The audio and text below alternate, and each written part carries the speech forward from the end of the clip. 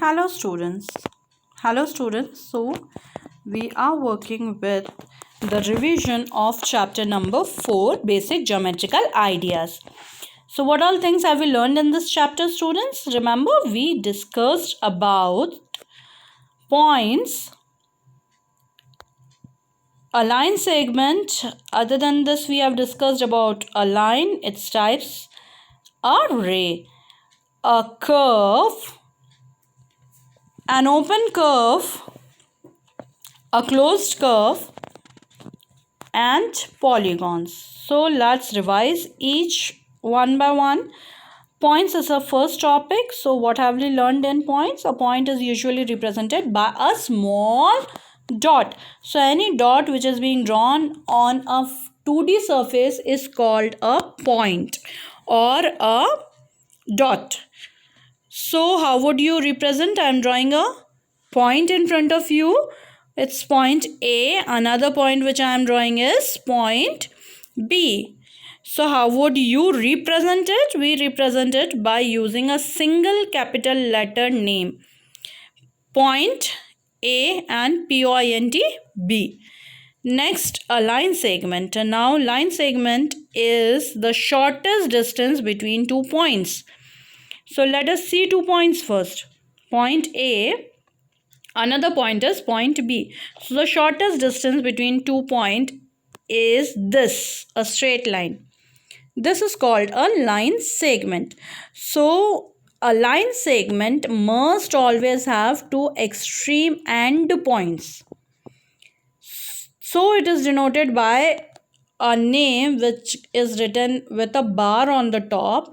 The 2 dots or the 2 points which I used are used for naming it as AB. You can also say it as BA because order does not play any role here in case of line segment. So next is a line. When I talk about a line, I mean a line is obtained when a line segment like AB. So if you have a line segment, we have discussed about a line segment in our last. We have 2 points in front of us, A and B. Last time, if you recall, we have drawn a line segment AB with a fixed endpoint as A and B. But when we talk about a line goes beyond these endpoints. So since it does not have any stoppage anywhere, so we denote it by an arrow, both sides of it. So the same way like I am drawing it here, it is extended indefinitely in both direction. And in order to give a name to the line, we use those points. A line can have n number of points in between, infinite number of points in between. So how do we give a name to the line? We usually use those 2 points which are the most extreme ones. So here in this case, we'll denote it by AB and a 2 directional arrow on the top, or BA and a 2 directional arrow on the top of it. Both of this, either you say it BA or you say it AB, means we are referring to the same line. Next is a ray. So when I talk about a ray, student, a ray is a portion of line. It starts in one point. That means a ray always have a starting point, and it goes endlessly, indefinitely in the other direction. So in order to represent a ray, we always started from that starting point.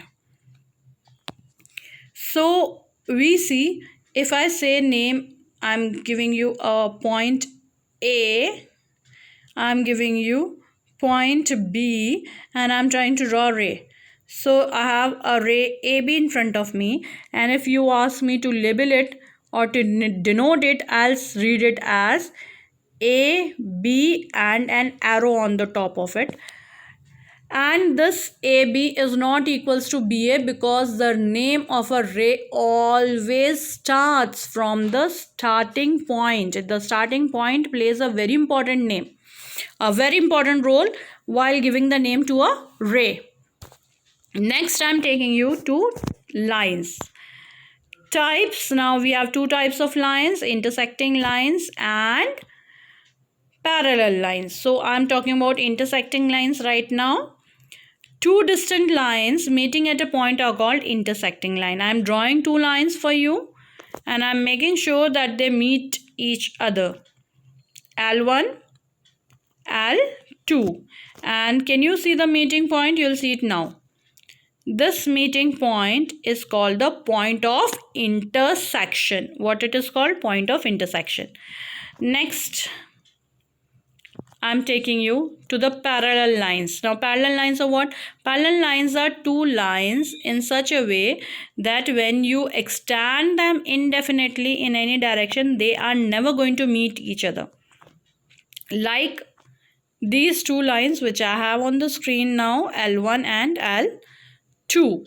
They'll never meet each other, even if you extend it indefinitely in any directions. So these are called as parallel lines. A real life example of this parallel lines is railway track. They never meet each other. Next, we are trying to solve one question in order to use all these concepts which we have discussed so far.